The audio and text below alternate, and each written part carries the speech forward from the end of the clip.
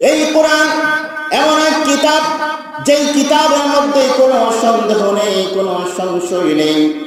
আল্লাহ তাআলা বলছেন, যালিকাল কিতাবু লা রাইবা ফীহি হুদাল লিল মুত্তাকিন। আল্লাহু আকবার।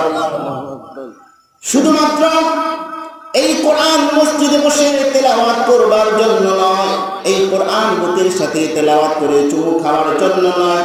এই কোরআনুল কারীম হচ্ছে হাদা বায়ানুল লিন্নাস।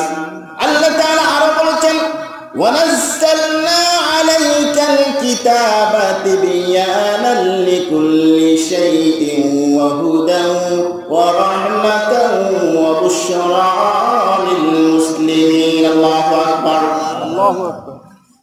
একজন নারী তার রন্ধনশালায় কিভাবে রান্না করবে, একজন শিক্ষক কিভাবে করে শিক্ষা দেবে, একজন ছাত্র কিভাবে কি শিখলে পরে তার জীবন শুরু হবে, আল্লাহ তাআলা কোরআনুল কারীমের মধ্যে বলে দিয়েছেন। সুতরাং একেবারে রাষ্ট্র পর্যন্ত সমস্ত বিষয়, রন্ধনশালা শুরু করে সমাজ, রাষ্ট্র, পরিবার, সমস্ত জায়গায় সমাজটা কিভাবে চললে পরে সেখানে শান্তি প্রতিষ্ঠিত হবে, আল্লাহ তাআলা এই কোরআনের মধ্যে বলে দিয়েছেন না দেন নাই? কিন্তু আমরা হচ্ছি পাপী, আমরা পরকপাল, আমরা সেটা খুঁজি না। আমরা খুঁজি মানুষের মধ্যে। যে বেটা নামাজ পড়ে না, যে বেটা কর্মী পরিচালনা করার জন্য কি করে, যুবকদের হাতে মদ দিয়ে দেয়, জেনা করার জন্য নারীদেরকে তাদের ভোগ করার জন্য দিয়ে দেয়, অস্ত্র দিয়ে দেয়, এইরকম নেতা দিয়ে এই সমাজের জীবন পরিবর্তন করা যাবে?